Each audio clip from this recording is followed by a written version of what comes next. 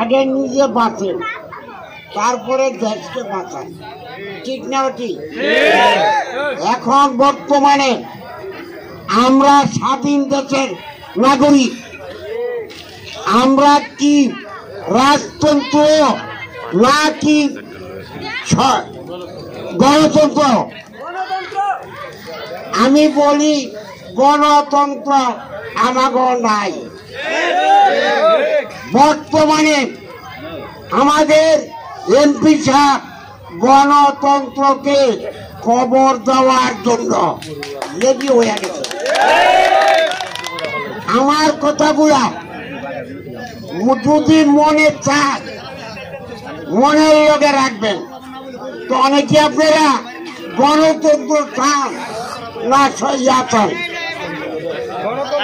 গণতন্ত্র চান নাকি রাজতন্ত্র চান? আচ্ছা, রাজতন্ত্র চাইতে চাই আমি আপনাকে বলি নাই হিতে আপনারা সুন্দর মাত্রায় ভোটটা আল্লাহ রসি দিয়ে দিবেন। আজকে না হিত না দাঁড়াইলে একটা লোকও দাঁড়াইতে পারত না। আর এই বছর যদি নাই আল্লাহ না করুক ফেল করে আপনারা জীবনে হয় গণতন্ত্র দেখতেন না। এই দেশে রাজনীতি রাজতন্ত্র হয়ে যাবে।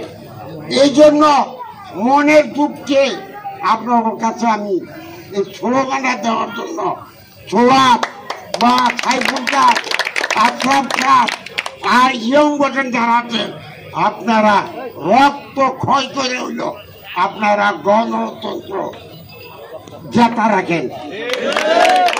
তবে আমার দেরি হলে কথা বলতে অসহ্য।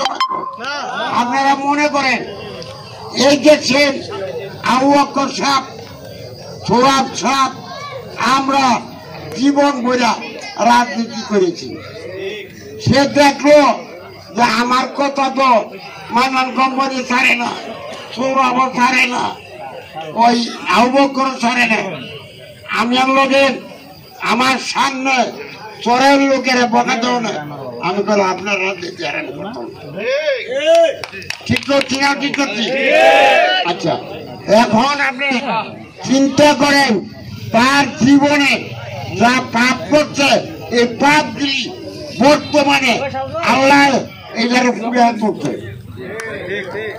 আমার কথা দিয়ে সত্য হয় তো আমার বিচার করে কোন দেশের কোন লোক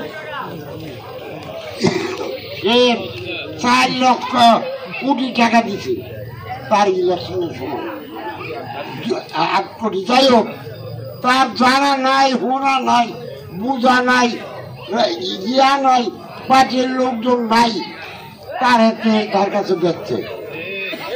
কথাটা ঠিক না? কি তার কোথায় আমরা কেন আমরা তারে ভোট দিব?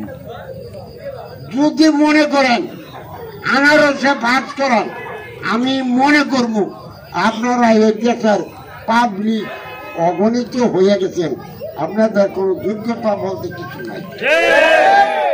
যদি আমার কথাগুলো যারা ইয়ং বর্জন আছেন কবজ করে রাখেন, এই মহিদুর সাহেব কি করবো জানো?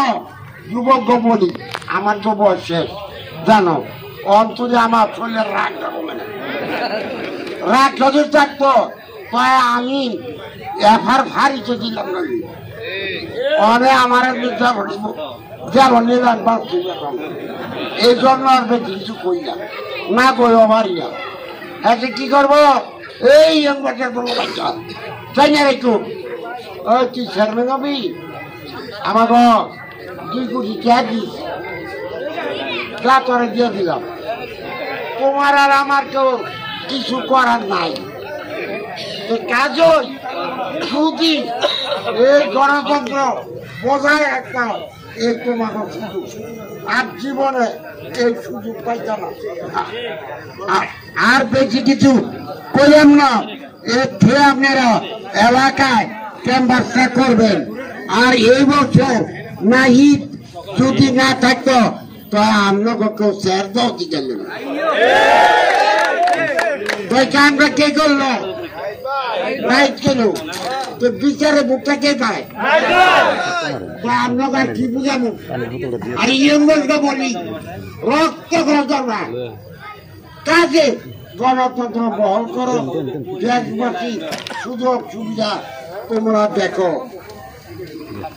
এই আমার কথাগুলো আর বেশি কথা আমি বললাম না কথা এনসিল ফিনিশিং আপনার দোয়াই আল্লাহ কসম লাগে এইবার কোনদিন আনার কাজ করতে পারে না সব জায়গা আটকাইবেন এই যে আল্লাহর কাছেও পাইবেন ভবিষ্যতেও পাইবেন সব সময় পাইবেন কারণ দেশের একটা ইয়াকে খবর দিতে চাইতেছে এই দুঃখে আজকে আমি রকম নীতি জানে আছি আল্লাহ থাকো কই তোমরা যদি গণতন্ত্র বজায় রাখতে চাও তো তোমাকে হুকুম দিয়া কোলা পান্ডে মাঠে নামাই দিয়া রক্ত ক্ষয় করে হইল ইনশাল্লাহ তোমরা হুন্ডা বাকরা পাস করাও আর গণতন্ত্র কায়েম করাও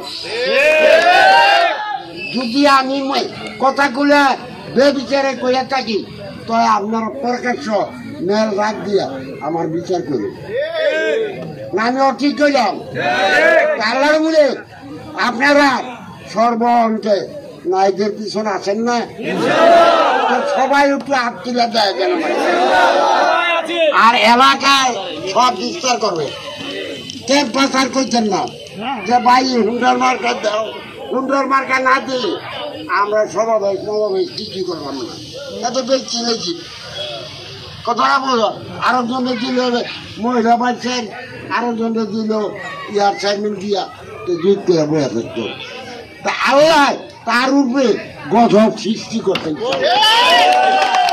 আপনারা নিশ্চিতে থাকেন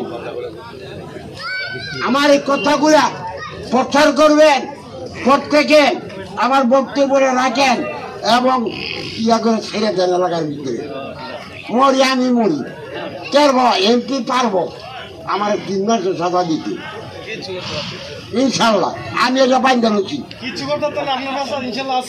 কথাটা বুঝেন 3 মাস সাজা গেছে আগে বলি তো তার এই জীবনের পাপ বাড়িয়া গেছে গন্ধ আর একটা কথা কই কালকা রাত্রে টেনশন মরে গেছে গা বুঝছেন লড়ছে কিন্তু কি কারণে লড়ছে কয় হুন্ডারে টাকাও আবু বকরের টাকা খাইয়ে নিয়েছি কথাটা বুঝো আমি নীরব ছিলাম তোমরা জানো কারাই আবু বকরে ক্ষতি করবো কেনে বা হুন্ডারে ক্ষতি করবো কেনে দেখলাম আবু বকরে ওই মায়া ছিলেন করে বাচ্চা হইলে কালে কাটে কয় বাপ্পার কাছে জিগাই আবু বকরে কালে কাটে নিয়েছি কোথায় বুঝে তো ওখানে নাহিদ আছেন তোমার আল্লাহ খুবার কসম লাগে নাহিদে জীবিত রাখো তোমরা জীবিত থাকো ওই যে প্রথম বলছি নিজে বাঁচো দেশকে বাঁচাও আমার কথার অর্থটা বুঝাইতে পারছি তা আমার কথাটা আপনারা রাখবেন প্রত্যেকে জায়গায় জায়গায় এই জায়গায় না এই 3 দিন প্রচার করবেন যে মানন কোম্পানির কথা বলে গেছে আর যদি এই কথা আর ফেল করেন তো আপনাকে জিন্দিগি নিয়েছে আর আমি বক্তব্য করতে পারবো না আমার খুচখুচি কাজ উঠলে আর আমি পারি না আর কোন মিটিংয়ে যাইতে পারি কি না পারি জানি না এখন যতগুলো আছেন আমার বক্তব্যটা একবারে নোট করে ছাইড়া দেন বিচারান্ত জায়গা ছাইড়া দেন বুঝলেন এই লাইট চালাই দেন যে আমারও জীবনটা সার্থক করবো না রে জীবন আমার সার্থক এই আওয়ামী লীগেরা বহুত করছি আর একটা কথা না বললে হয় আপনারা জানিয়ে রেখেন যদি নাহিদ না হয় আমাকে শহরের থেকে থানা কমিটির মিটিংয়ে একটা লোক রাখতো আর জীবনে আমার না রাখলে আমার ছেলেকে রাখতো না কি খেলা ধ্বংস হইল তোমরা ধ্বংস হইলে না এই ধ্বংসের মধ্যে যাইও না কথাটা বুঝছো? বাঘের মতন গর্জন করা এলাকায় বাড়িয়া যাও, ভোটটা ইনশাল্লাহ কায়েম করো, সে মারতে পারবো না আল্লাহর মতে। ইনশাল্লাহ জয় আমরা 100% ইনশাল্লাহ। আমি এই বলে তোমাদের কাছে ভুলবেন তৈরি ক্ষমা চাইয়া আমি চলে গেলাম। আর পারি যদি কোনো মিটিংয়ে যাবো, আর না পারলে নাই।